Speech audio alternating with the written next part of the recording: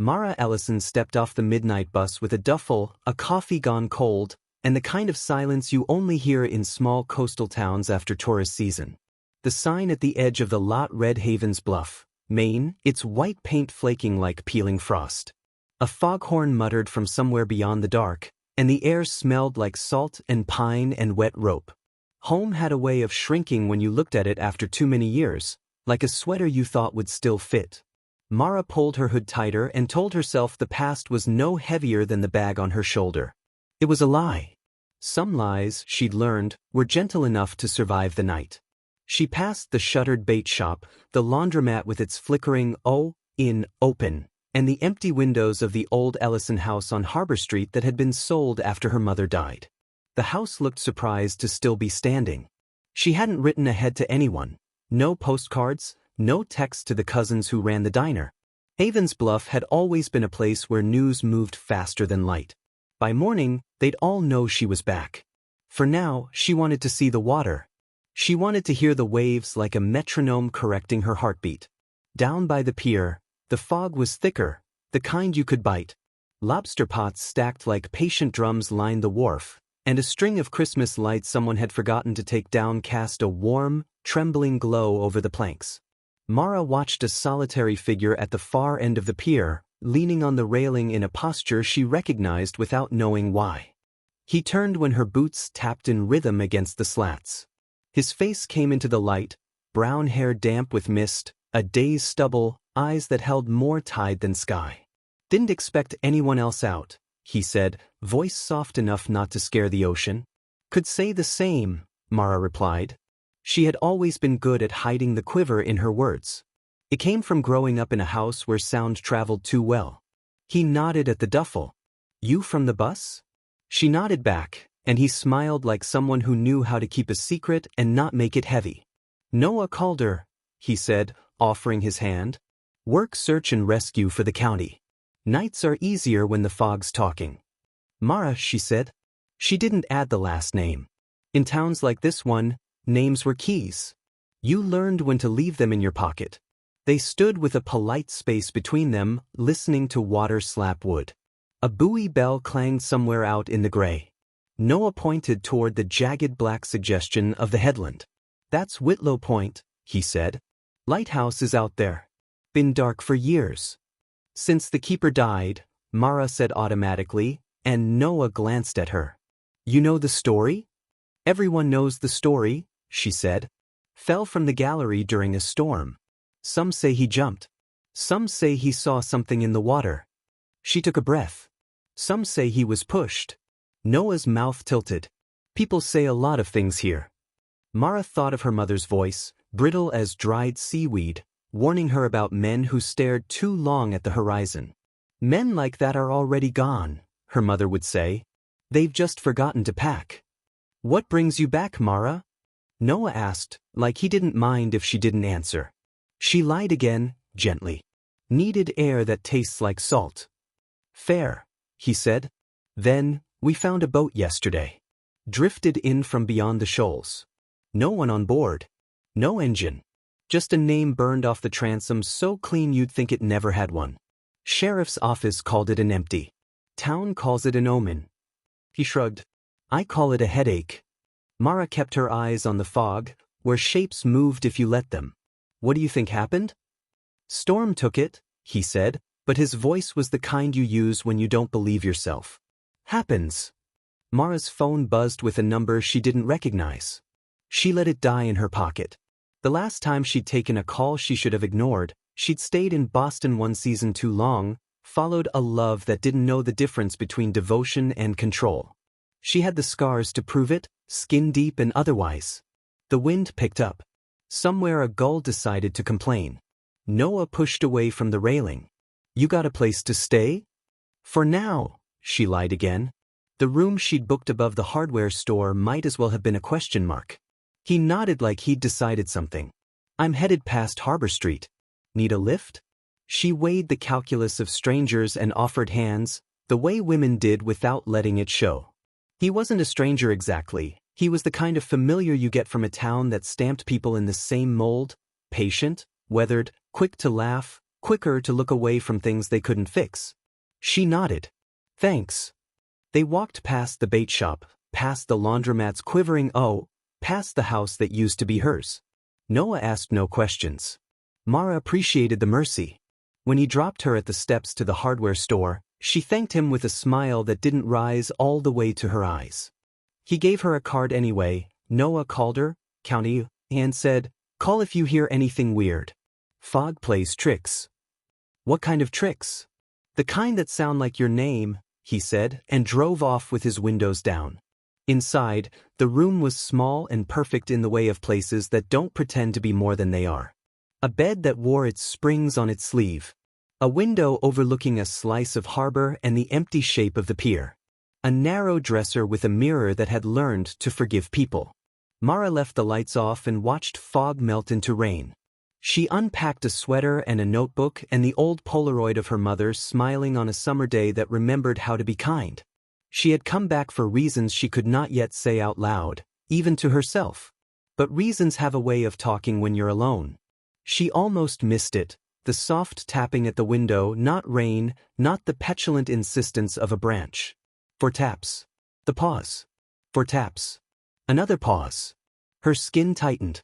Mara stood very still, breath shallow, like the room had filled with water and she had to learn to breathe differently. 4 taps. The same cadence her mother used to knock when she carried a tea tray and didn't want to spill. Memory is a locksmith with 100 keys and no patience. Mara crossed the room. The window glass was fogged, the outside fire escape slick with mist. There was no one there. Only a dark smear near the sill, as if fingers were wet with something you don't call blood this early in a story. It was probably rust. It was always rust, until it wasn't. She wiped it with the edge of her sleeve and watched the stain bead like rain and refused to dilute. She told herself she was tired, that the sea had its own Morse code. She showered. She let the water pound her shoulders until her thoughts turned to steam. When she came out, the Polaroid on the dresser had moved. It faced the window now, not the bed, as if her mother wanted the view. Mara stared at the photograph, at the crimped edges and the sunshot paper, and felt that old grief yawning like a tidal. She wasn't superstitious. She wasn't. She just knew stories, and how they liked to begin as whispers you could blame on pipes and wind. Sleep took her, eventually, like a promise kept reluctantly. In her dream, she was standing at the base of Whitlow Point Lighthouse with fog clawing the stones, her hair stuck to her face, her mother's voice reading the tide chart in a whisper that didn't belong to the living. The lighthouse glass was dark. The door was open. She woke with the taste of salt in her mouth and the thin gray of dawn on the floorboards. The diner opened at 6. She was there at 5:50, because some places feel safer with coffee hot enough to scald regret. Calder's diner, cousins on her father's side, wore chrome and red leather and the smell of bacon. The bell over the door did its best to sound cheerful. Lila Calder spotted Mara and did that thing small-town women do when someone returns. She acted surprised, then acted like she wasn't. "Well, I'll be," Lila said, sliding a mug under the coffee. "Mara Ellison. You came back with the fog." "Just for a bit," Mara said. People in Haven's Bluff understood. A bit could mean a weekend or a lifetime. "You staying at Russ's rooms?" Lila asked, then didn't wait for the answer. "You want the blueberry pancakes? They won the county fair the year the judge forgot to wear his glasses." Mara laughed, and it felt like pulling a splinter she'd lived with too long. "Pancakes, yes. And can I ask, did you hear about a boat?" Lila's hand paused with the mug. "Everyone heard. Came in like a ghost yesterday. Sheriff Howe doesn't like the attention, so he called it a navigational hazard and towed it behind the South Jetty. No name. No papers. Just a bad feeling you can fold up and put in your pocket." "You talked to Noah?" Lila asked, too casual. "Met him last night," Mara said, and Lila's eyebrows dared to behave like eyebrows. "He's good people," Lila said. "Been through his share. His brother." She stopped like she'd tripped over a stone. "Oh, that's his story to tell." Mara ate pancakes that tasted like someone could save you with butter. She watched the regulars drift in and lodge themselves in their usual booths. A man in a yellow slicker read the obituaries like a shopping list. Two high school girls in cheer jackets shared a phone and whispered hard enough to fog the screen. Sheriff House sat at the counter with the paper and did the thing men in uniforms do when they want you to think they aren't watching. He turned to page 2 slowly. When Mara slid a 20 under her plate and reached for her coat, the bell over the door jangled hard enough to rattle coffee. Noah came in with damp hair and eyes that found her like they'd decided to do so on the walkover. "Morning, Mara," he said. "Did you sleep?" "Define sleep," she said, and he grinned. He didn't sit. He tipped his head toward the window, where the fog had peeled back just enough to show the water stitched with whitecaps. "You want to see something you shouldn't?" "That's the best kind of invitation," she said, and Lila rolled her eyes so hard the ceiling fan hesitated. They took his county SUV along Harbor Road, past clapboard houses with porches that had seen every kind of goodbye. Whitlow Point cut the horizon like a black sail. The lighthouse stood on its rocky throne, white paint scabbed off by storm, the lantern room a blind eye. The boat waited near the south jetty where the tide chewed at the stones. Up close, it looked wrong in a way you feel in the bones. Too clean inside, like it had been scrubbed of its own memory. Lines coiled neat. Gear stacked with the precision of a photograph. No papers. No personal effects. No name, just the faint witness of letters burned away neat as surgery. Noah stepped aboard, offered a hand to help Mara across. His hand was calloused, warm despite the wind. It should not have mattered. It did. "Sarah ran it last night," he said. "No prints. No fluids. Not even fish smell. Like it was made yesterday and sent out to find us." Mara touched the cabin door. It swung inward on greased hinges, too polite. The interior was spare. A small chart table, a bench, a rust-stained sink. A compass nailed to the bulkhead ticked gently, though the boat was still. On the table, there was a tide chart for the month, neat pencil circles around certain nights like someone had been tracking phases. Her mother had tracked the moon the same way, muttering about pull and push, about what was safe to say out loud and what wasn't. "Look at this," Noah said from the stern. He had pried open a locker with his pocket knife. Inside lay an old-fashioned life ring, canvas-wrapped, the kind you see in black and white photographs. One side had been scorched. The other showed a band of unburned paint where a name had once been, now erased. Above the blank was a small sigil someone had carved after the fire, a circle with 4 hash marks at the corners, like a compass without letters. Mara felt the room tilt. Her mother had kept a sketchbook in the kitchen drawer with recipe cards and unpaid bills.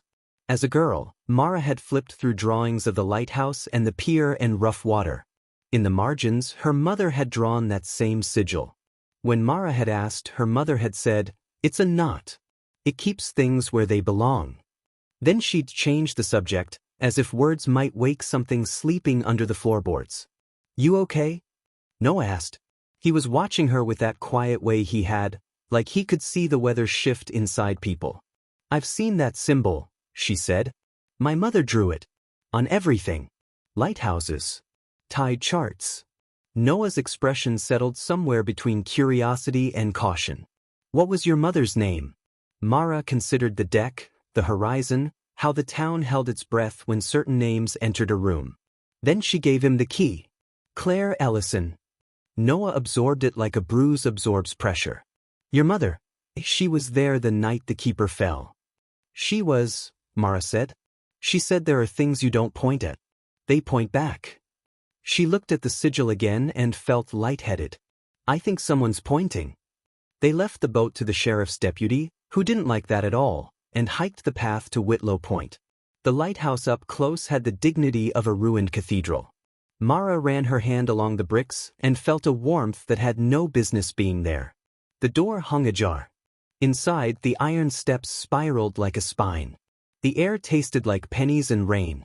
Noah clicked on a flashlight and the beam slid over carved names, over dates, over the chalk ghost of a child's drawing of a fish.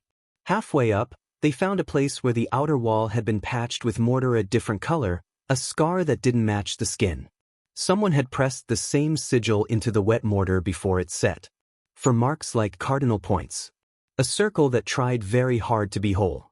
Mara touched the circle. The air shifted, temperature dropping a degree, The kind of drop you notice if you live in a body that has learned to notice. From far below, from the door left ajar, came 4 soft taps. Noah lifted the light toward the gallery. Hear that? 4 taps, Mara said. Again. Probably the door in the wind, he offered, but he didn't sound committed to the story. At the top, the lantern room stood stripped. No Fresnel lens, just the blank space where glass should be. Wind sliced through like a knife that chose not to cut. Across the sea, a line of fog moved as one creature, breathing. Noah leaned both palms on the railing and stared like he wanted answers from a horizon that never wrote back. Mara stepped close enough to smell rain on his jacket. She had not meant to be near him. She had not meant to feel the small private gravity of being near someone who did not ask for more than you could give. His voice was a low thing. My brother disappeared off this point, he said, still looking at the water. Last winter. Boat capsized. We found the hull. Not him. I'm sorry, she said, aware of how weak those words are and how they matter anyway. We all are, he said. But sorry doesn't turn a key. They stood with the confession between them like a rope. The wind pressed their coats against their ribs. The foghorn sounded, and the stone under Mara's boots shivered as if something deep below had rolled over in its sleep. Then, down the stairs, the 4 taps came again, closer now. Deliberate. Not wind. Not anything you could name without changing it. Noah moved first. He drew the flashlight beam down the spiral, jaw tight. Hello, he called, and the word fell through the air like a coin into a well. No answer, just the hush of the sea, the drip of water somewhere, the soft sibilant of mist on stone. He started down, and Mara followed, the staircase ringing faintly like a bell after a funeral. At the landing with the scarred mortar, Noah's light caught something that hadn't been there on the way up. A shape traced on the stair tread in a wet darkness like ink that refused to dry. The same circle. The same 4 marks at the corners. Inside the circle, a single word scrawled with a fingertip, home. Mara felt the word burn through her, simple as a match. Her mouth remembered how to be dry. Noah crouched, looked not just at the mark but at the way the droplets sat on stone. This is fresh, he said. He lifted the beam and the light snagged on another smear at the wall where fingers had dragged. No footprints. No sound from below. No sound from above. The lighthouse held its breath. Is anyone there? Noah called. We can help. From the base of the stairs came a new sound, the soft clatter of something wood on stone, small and definite. Mara looked at Noah, and they moved together, an unspoken choreography that felt like they had practiced it long before they met. They reached the ground floor and found the door standing open to fog and daylight and nothing else. On the threshold lay a driftwood charm tied with red twine, the kind you buy from the gift shop for good luck. Except no one had sold these since the gift shop closed years ago. Carved into its face, shallow and careful, was the sigil, and next to it, 3 letters, shaky and certain both. See. Mara reached for it. Noah caught her wrist. Careful. It's my mother's initials, she said. The world narrowed to the charm, the door, the mist. Either someone knows my name, or the lighthouse does. The air changed again, like the room inhaled. The tide gong sounded once, long and low. Somewhere just beyond the fog's curtain, a boat engine turned over, coughed, and died. The driftwood charm rolled a fraction as if nudged by a hand no one could see. Outside, the fog parted with the theatrics of a stage curtain, revealing, for 3 breaths, a narrow skiff riding the swell just off the rocks. No one stood in it. No oars. No motor. No anchor line. Only a shape draped in oilcloth lying in the center like a sleeping person. Noah stepped onto the stones with a speed that suggested he would never forgive himself for being slow again. He reached the edge and then stopped, every muscle listening. Stay here, he said, and then he turned back. Actually, though, if I say run, you run hard. Mara nodded because there wasn't anything else to do that didn't turn the world into a lie. She bent, picked up the driftwood charm, and felt the twine cut into her fingers. The wood was warm, just barely. Like a hand you've just let go. They watched the skiff rise and fall. On the 3rd rise, the oilcloth slid, just enough to reveal the hint of a face beneath, Female, hair dark with seawater, skin the color of someone who had chosen night over day too long. The eyes were closed. The lips were parted like a secret.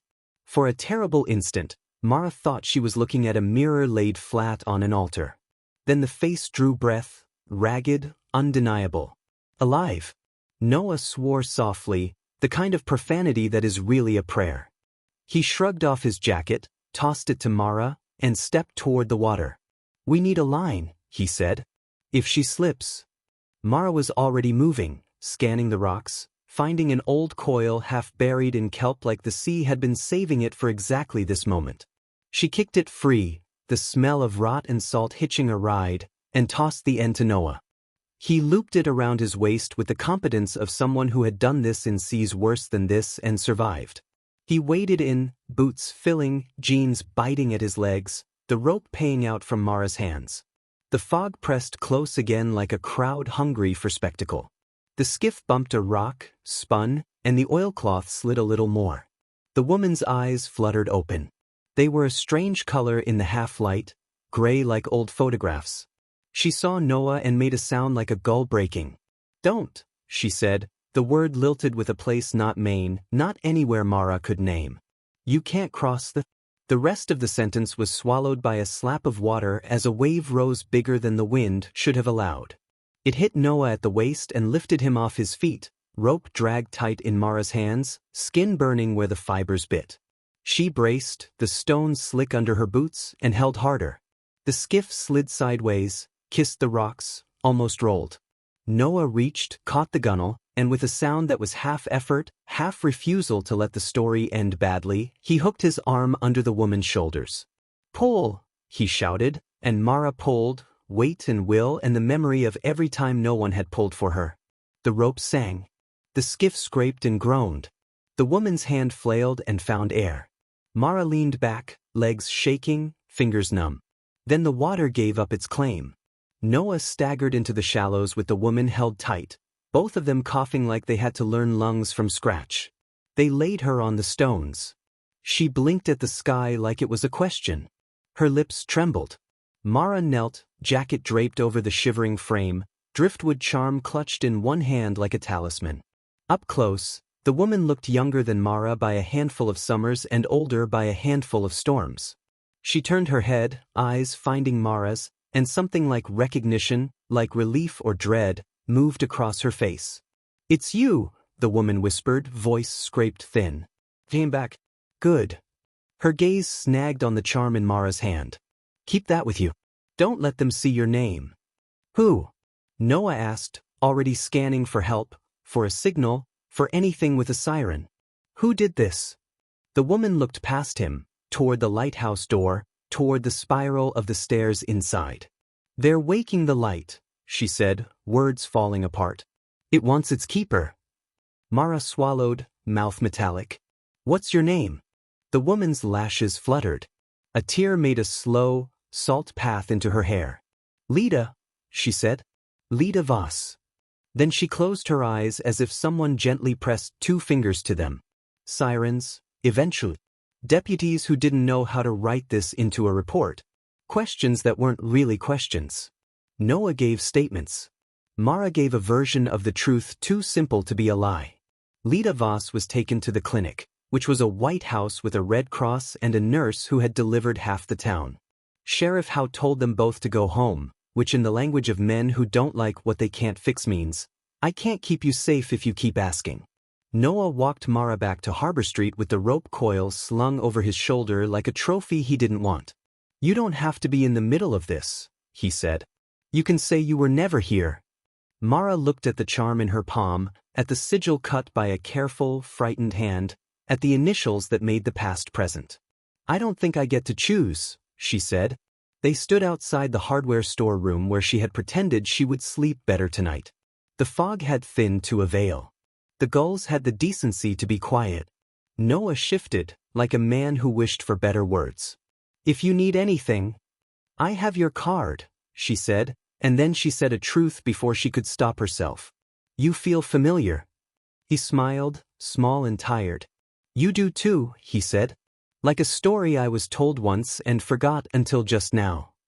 He left, and the street took him, and the water took his reflection, and the lighthouse kept its breath.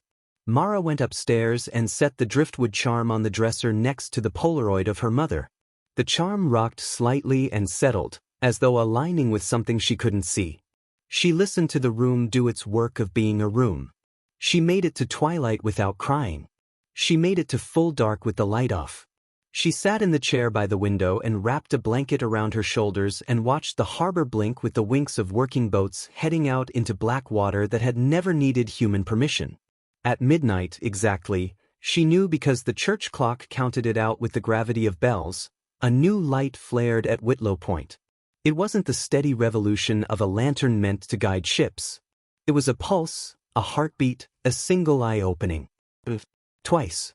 A third time, short and sharp, and on the fourth, the window of her room lit with a cross of brightness like a compass without letters. Her phone vibrated on the table. An unknown number again. She almost let it go, but the light pulsed a fifth time, and her thumb did what it wanted. She lifted the phone to her ear and heard 4 soft taps through the line, a pause, for taps again, and then a woman's voice she knew like she knew the tide's name. "Mara," said her mother, "dead and buried 2 winters ago. Don't go to the light alone." The line went dead. The room forgot to breathe. The driftwood charm rolled and pointed itself toward the door. Mara stood, heart punching her ribs like a fire asking for air. She didn't know if the world had cracked open or if she had finally caught up with it. She slipped the charm's twine over her wrist, picked up Noah's card, and walked into the hall, down the stairs, out into the night. The lighthouse pulsed again, steady now, patient. The fog parted to make a road. She didn't lock the door. She didn't look back. Haven's Bluff had decided the story would be told. Mara decided she would decide the ending. She stepped off the curb and into the cold that tasted like salt and iron and old promises, and the town, holding its breath, listened. The lighthouse has awakened. A stranger has survived the sea and knows Mara's name. A voice from the dead has warned her. Next, Mara and Noah must learn why the light wants its keeper, and why it thinks that keeper is her. Morning in Haven's Bluff looked like someone had turned the world down a notch. The fog broke into ribbons that clung to the water, gulls stitched the sky with lazy wings, and the lighthouse at Whitlow Point stood like a throat that had learned a new word overnight. Mara woke in the chair by the window with the driftwood charm circled around her wrist and Noah's card face up on the table. Her phone was a black square that pretended it hadn't spoken in a dead woman's voice. The pulse from the point was gone. No heartbeat, no wink, just a stubborn blank eye staring at the day. She washed, pulled on the sweater that still smelled like a bus, and walked to the clinic. The place was a big white house with a porch where children had once shelled peas while their grandmothers told them why love is something you build, not something that happens to you. The nurse, June Doyle, hair in a cloud, hands quick and kind, took one look at Mara and said, "She's sleeping." Which is half a miracle and twice a blessing. "Can I sit a while?" "Marist." It came out soft, like she was borrowing the room's voice. June nodded and led her down a hall that wore family photographs like memories it had earned. In the last room, Leda Voss slept with an 4 in her arm and a plastic bracelet that made her look like a guest at a hotel that didn't know how to be a hotel. Up close, Leda's face had the stubborn beauty of someone who'd held her breath for years. Dark hair spread on the pillow like seaweed. Lips pale but resolved. Mara took the chair by the bed. The charm on her wrist nudged the wood, then settled toward Leda as if it had opinions. She let herself breathe with the monitor, let herself think the kind of thoughts you only think when witnesses are machines. "For you. Why me? What woke the light?" On the bedside table sat a paper cup with a scrap of driftwood inside it like a pet. Someone, June, probably, had found it tangled in Leda's hair. The same sigil was scratched faint into its face, as if carved with a nail in a hurry. Leda's eyelids fluttered. Her eyes opened and found the ceiling, then the window, then Mara. It took 2 heartbeats for recognition to catch, and when it did, Leda caught her breath like it almost hurt. "You're real," she whispered, voice sanded down to the grain. "I thought the sea made you." "I get that a lot," Mara said, "because humor is a bridge even when it's thin." Leda's mouth twitched, grateful for the handhold. "What day is it?" "Friday," Mara said. The kind of Friday that forgets it's supposed to be a door. Leda swallowed. Then there's still time. She pushed up on her elbows and the monitor protested. The nurse ghosted in, adjusted pillows, delivered a look that could carry a person through pain, and ghosted out again. Time for what? Marist. To change the story, Leda said. The light thinks it remembers how it ends. We can show it it's wrong. She closed her eyes a moment, as if digging for courage in a pocket with a hole. My name is Leda Voss. I came here because the maps are wrong on purpose. Mara let the words sit between them like a bowl. Who told you my name? She asked. Leda looked at the charm on Mara's wrist, at the sigil that had rotated toward the bed on its own. Your mother, she said simply, before she drowned. My mother didn't drown, Mara said, the denial so well practiced it almost wore pearls. She got sick. Hospice. The house smelled like lemons and goodbye. Leda's gaze was steady, not cruel. I don't mean her body, she said.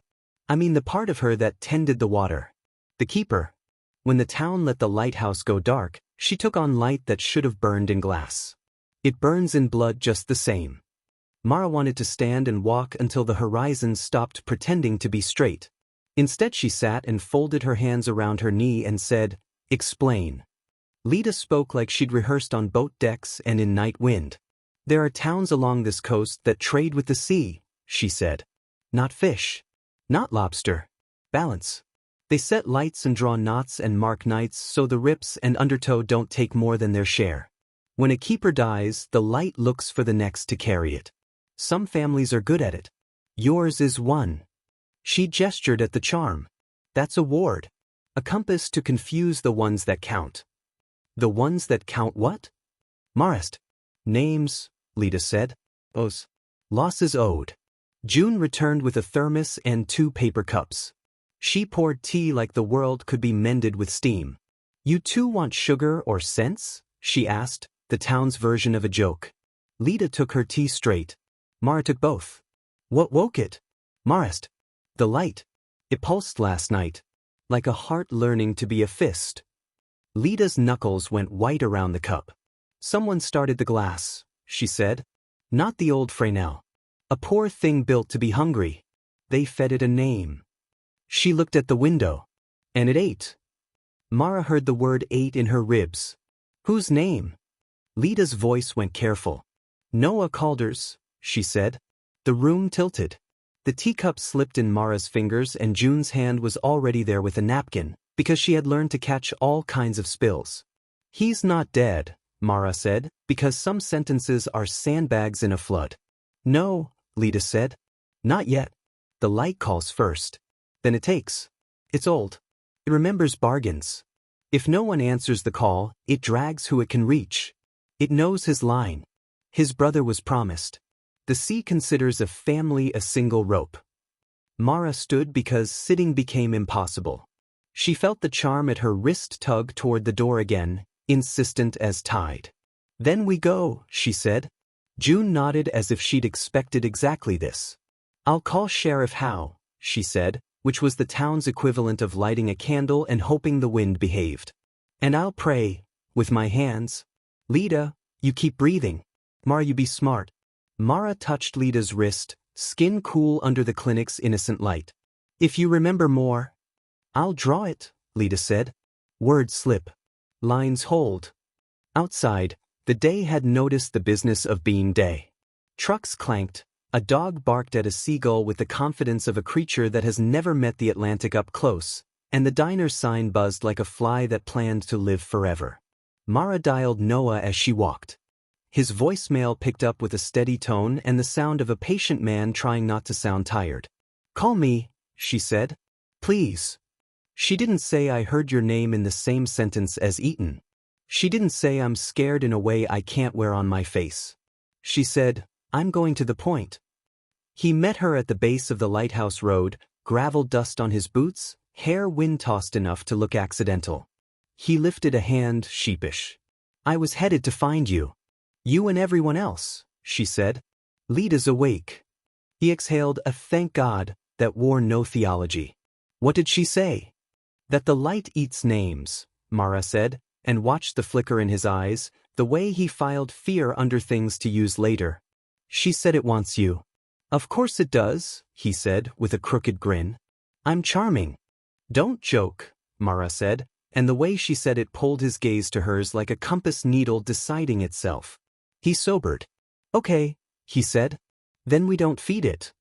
They took the path with the seriousness of people who know that paths are never just dirt. The lighthouse door hung open again, a bad habit it had picked up. Inside, the air tasted like rain-swallowed coins and learned a new trick. The sigils they'd seen yesterday, scar in the mortar, wet print on the tread, had dulled to a memory the stone didn't mind wearing. Someone's been here, Noah said, even though neither of them saw footprints. He touched the edge of the door, sniffed his fingers. Kerosene, he said. Cheap. They climbed. Halfway up, the light thinned into a scrim that made the iron steps look like part of a photograph of a lighthouse from a book that had been read too often. At the landing where the scar lay, the mortar was warm. It's waking, Mara said without meaning to. At the lantern room, they found an altar that pretended not to be an altar. A ring of old brass where the Fresnel once sat. In the center, a lantern that belonged on a fishing boat, not a tower. Wicks trimmed too neatly. A mirror propped behind it to multiply the flame. Cheap like Noah had said. But woven around the base was twine soaked in something dark, once red, now brown. Noah looked at it with the expression of a man who had cut people out of seatbelts and learned too much about stains. Blood, he said. Mara's stomach turned in on itself. Ooze. If Leda's right, Noah said, no one we'd want to give. He knelt, leaned close, careful not to touch. They're making it a beacon that calls a specific frequency. Names are frequencies, if you want to get philosophical about it. Or cursed. Who is they? Marist. The word whistled through the room like wind finding a gap under a door. He stood and looked out at the town far below, the water holding the sky up like a lie that had learned to be useful. People who think they can make the sea owe them, he said. There are always people like that. Mara thought of Sheriff Howe's careful paper face.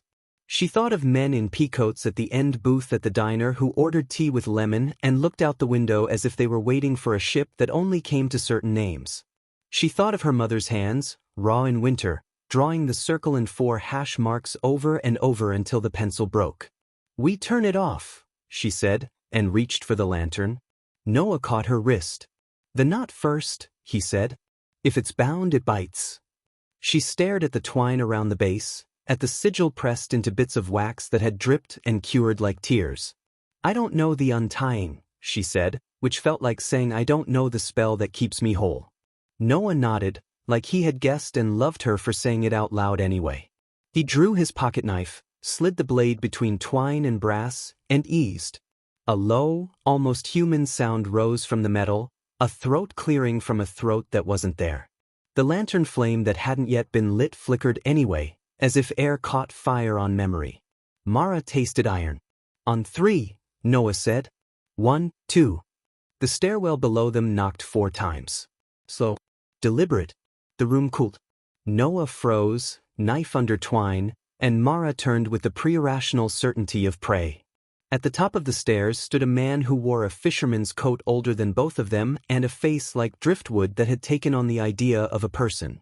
He looked wrong the way mannequins look wrong in the corner of your eye at night. His eyes were too flat like paint. When he smiled, his teeth were the color of shells you find where water does all the cleaning. Morning, he said mildly, voice dragged through gravel. You're up early for a town that sleeps when it should. Noah shifted so he was between the man and Mara, the knife still in his hand, the lantern behind him. No tours, he said. Lighthouse is closed. Open today, the man said. He lifted a hand, palm up, patient as a debt collector. You got something that doesn't belong to you. Do I? Noah asked, polite, buying time. The man's eyes slid to Mara. The charm, he said.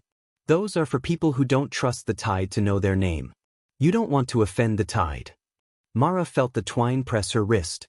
It had bitten her spotty all morning, a cat claiming its person. Who are you? She asked. Keeper, he said. He let the word sit as if it were satisfied to be its whole story. Somebody's got to feed the light. Funny, Mara said. I was told keepers keep people alive. He smiled again, an arrangement of teeth that could have belonged to a history. Alive is a loose word, he said. Sometimes you keep a town by letting a few go where they're going. The balance doesn't care what names you call it. It only cares that you pay.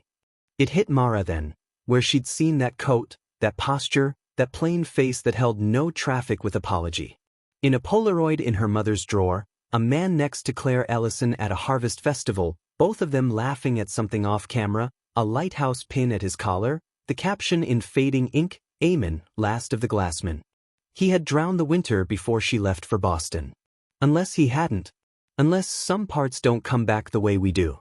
Amen, she said, and the name made the air notice itself. The man's nostrils flared, like a dog scenting an old door. Don't be rude, he said, in that way small towns leverage kindness. You don't get to say my name till you own yours. Noah's voice was even.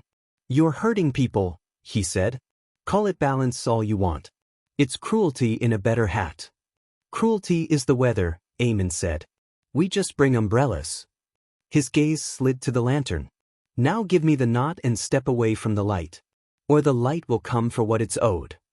Mara thought of Leda's breathing, the 4 drip counting sentences. She thought of Noah's brother, a hole in the town the size of a boat. She thought of her mother's voice through the phone, don't go to the light alone. She took a breath that tasted like brass and salt and old stories. We'll pay, she said. But not with him. Eamon's eyebrows twitched, surprised into honesty. With who then? With me, Mara said, before fear could get its palms on her mouth. I'll carry the name. I'll be what the light thinks it needs. But we changed the ending.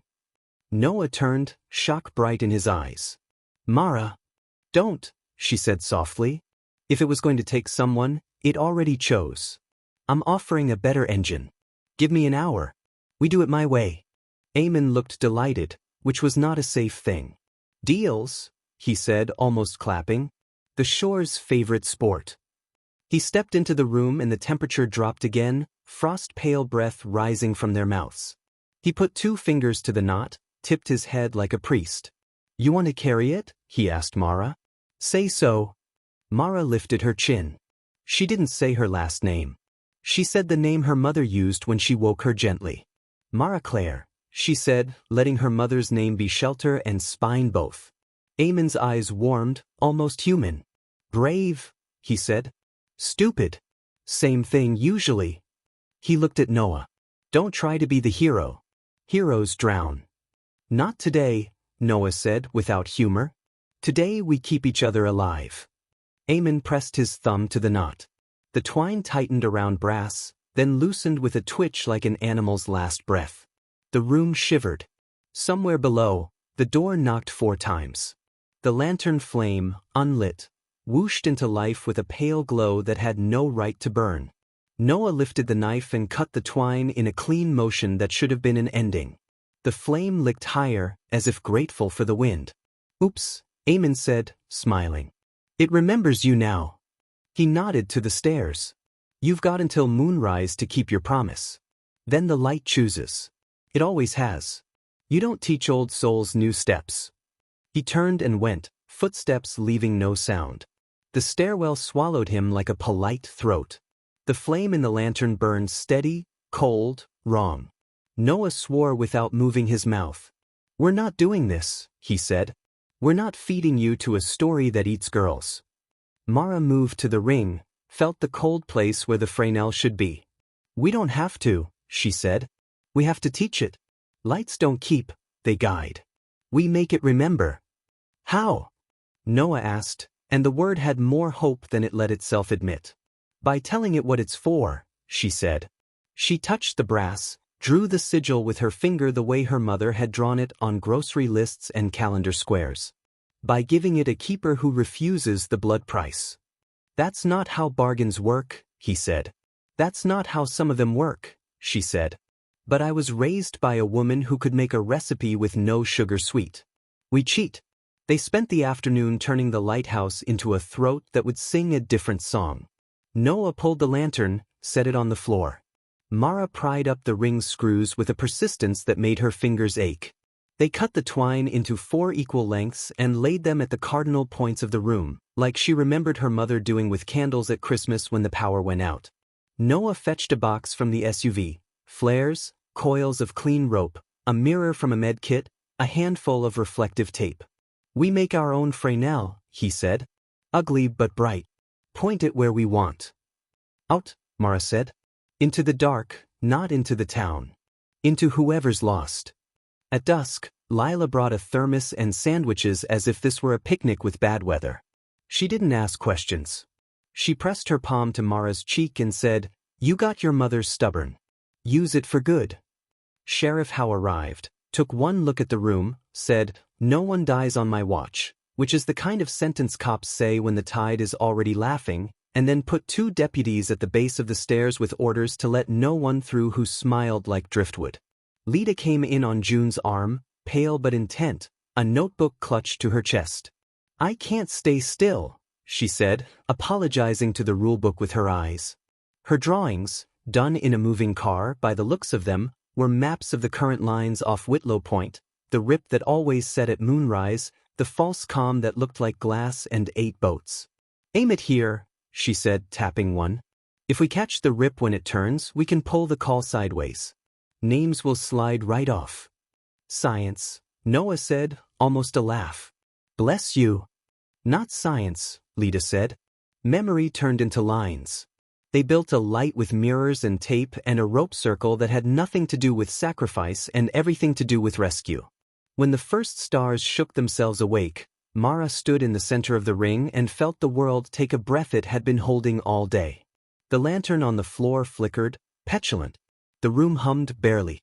Noah came to her, hands open as if to show he didn't intend to hold her unless she asked. "If this goes sideways," he said, "we go together." She smiled then, quick and honest, a gift. "We are going together," she said. "Just not where he thinks." He looked at her the way men look when they step into water that is cold and decide to stay. "I don't know what happens after we do this," he said, voice lower. "But if there's an after, I want to find out with you." The words landed in her chest and made a home. "Same," she said.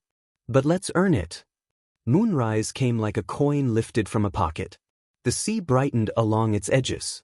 The rip off the point twisted, showing its teeth to those who knew how to see.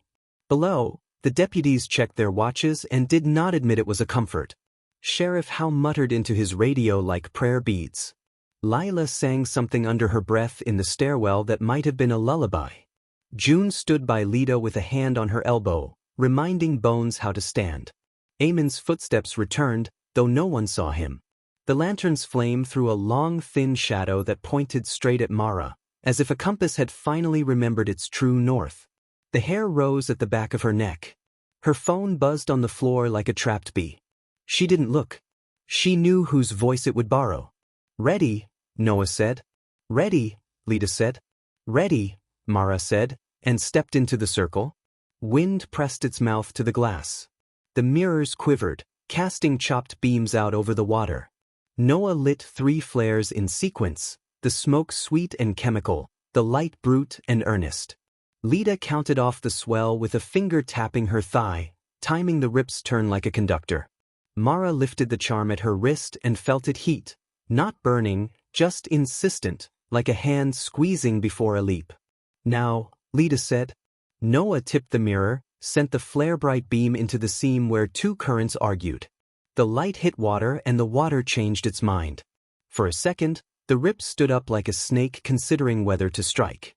The lantern at Mara's feet pulled hard, flame whipping sideways, wanting a name to eat. Mara closed her eyes and said, "Not her name. Not Noah's. Not anyone's." She said what her mother said in the kitchen when the kettle sang. "Home," she said. "Safe."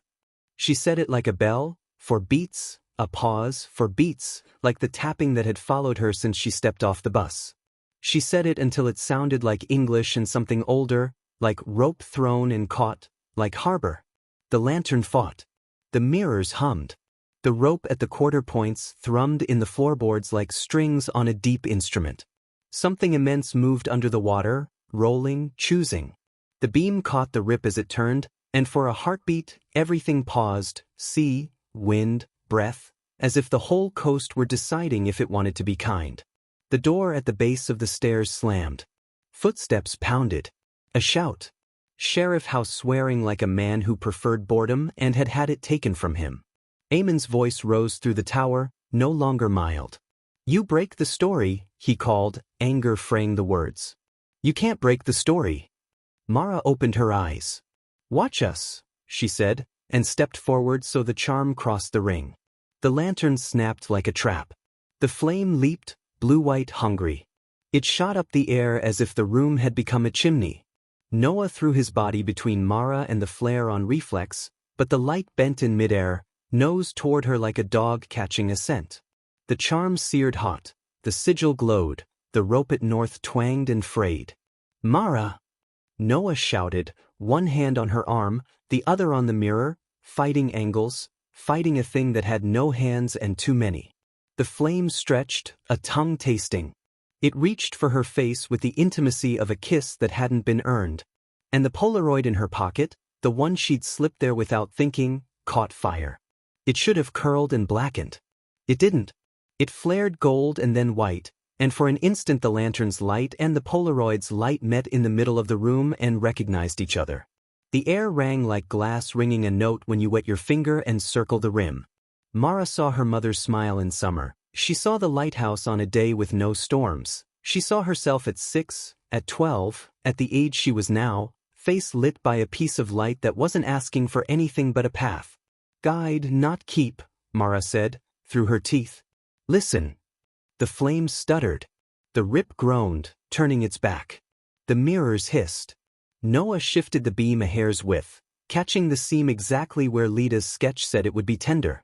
The lantern's flame went out as if pinched by a careful grandmother's fingers. The room plunged into a clean dark full of the sound of breath and ocean and the future trying to decide whether to fall. Silence held. 1 beat. 2, 3. Then from the water below, a chorus of horns. Boats, many, answering a call that had been bent toward rescue instead of appetite. Out on the black surface, small lights winked where none had been, moving patterns that said home in languages that didn't need words. Lila laughed out loud in the stairwell, a sound like a flag thrown in joy. June let out a breath she was owed. Sheriff House said, "Holy," and didn't finish, perhaps for the first time in his life. Mara swayed. Noah's arm found her waist, steady, sure, a habit formed faster than it should be allowed. Leda's eyes shone in the flare wash, relief and terror braided tight. "It worked," she whispered, as if complimenting the tide for doing its job. It worked. From below, slow clapping. Eamon, standing in the open door, not out of breath at all, as if stairs were a story other people told. He looked up with a face that could have been fatherly if it hadn't been made of drift. "Not bad," he said. "You turned a mouth into a mouth that sings." He tilted his head. "But you took my bargain." Mara lifted her chin. "We made a different one."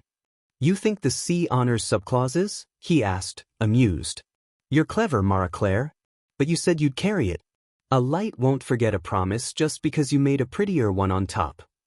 The charm on Mara's wrist cooled, then tugged, a small, insistent pull toward the stairs, toward the door, toward the line where stone met water and decisions counted more. Outside, the moon laid a slick path on the surface like a road someone had drawn with a knife on dark silk. Eamon smiled that shell smile. "Moonrise to moonset," he said. "You've got hours. When the coin slips back into the pocket, the light will ask what it's owed. If you can teach it to want less by then, well, I'll clap again." Noah moved, drawing Mara closer in a movement that didn't ask permission and didn't pretend to own. "We're not surrendering anyone," he said. Eamon's eyes softened, almost pity. "You already did," he said, and nodded at Mara's pocket. She reached into her sweater and felt the Polaroid, warm but unburned, edges curled from light that had passed through rather than eaten. On the back, in her mother's handwriting she had never seen before. Impossible, but there were 4 words, shaky and certain both. "Find the first keeper." The tower hummed again, low and expectant, like a beast settling before a leap. Out on the water, the little answering lights made their work look easy. The moon hung, patient as a judge. Mara closed her fingers around the photograph, felt Noah's hand at her back, felt Leda's attention like a rope catching her waist. "Then we find them," she said, voice steady, quiet as a promise. "Before the coin falls." Noah met her eyes and nodded once. "Together." Eamon smiled, pleased in a way that wasn't safe at all. "Off you go then," he said. "Chapter's almost done." Below them, the door knocked 4 times, the last knock softer than the others, like a farewell you aren't sure you should mean. With moonset coming, the lighthouse will claim a debt unless Mara and Noah can find the first keeper and rewrite the oldest bargain. But who was the first, and what will it cost to ask them for mercy? The moon slipped west, dragging the tide with it. Every clock in Haven's Bluff ticked louder, like the town itself was listening for a verdict. Mara walked with Noah along the Bluff road, the driftwood charm cold on her wrist, the Polaroid burning warm in her pocket. Leda followed close, sketchbook pressed to her chest. The message on the back of the photo, "Find the first keeper," was the only clue. And the answer had been staring at them the whole time. At the cemetery above the harbor, weather-worn stones leaned like tired shoulders. One stood apart, Elias Haven, first keeper of the light, 1823 to 1870. The man the town was named for. The one who'd struck the first bargain with the sea. Mara knelt, palm on the stone. "If the light remembers debt, then it should remember promise too," she whispered. She drew her mother's sigil in the dirt, for marks at the corners, a circle closed. Noah placed his hand over hers. Leda set her sketches in the center. The ground trembled. The lighthouse blinked once, twice, like a heartbeat deciding its rhythm. A low voice rolled through the wind, not cruel like Eamon's, not hungry like the lantern flame, but weary, vast, almost kind. "Keep, don't take." The light steadied. It turned outward, sweeping the ocean like it had been meant to all along. Out at sea, horns answered. No names were pulled, no debt collected. The tide exhaled. Eamon's shadow appeared at the bluff's edge, watching, then dissolved like driftwood smoke. His bargain was broken. Mara stood, knees weak, but the charm on her wrist was cool again, only wood. She looked at Noah.